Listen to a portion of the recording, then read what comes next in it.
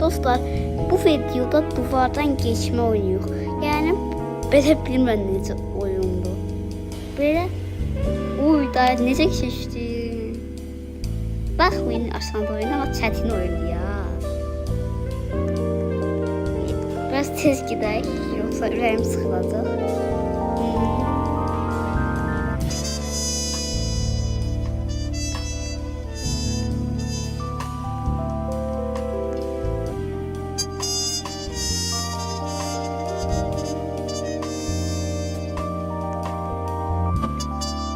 Aa, indi çat.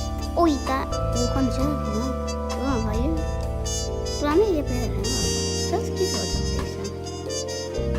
Bunu belə edirlər. Oyunun adını da axırda qoyarım. Yəqin qoyarım da oyunun adını da.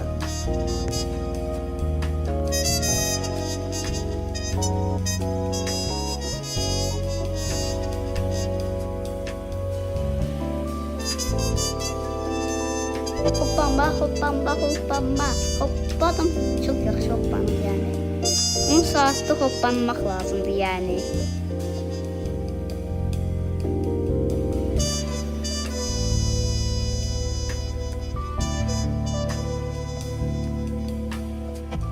Yani bakmayın aslında ama ki çok çətindir. Yani biraz geçip rank hızlandırdım. Çok da eləyə çünkü. Dəf eləmişdim. Yani çok Hadi buraya bakın da çekeceğim. Bakın dostlar. Oha. Çətindir ya. Bakmayın aslında ama ki çətindir. Oyunun adını koyacağım axırda. Görəsiniz axırda yox. İndi 5 santimlikdə vəsiydi.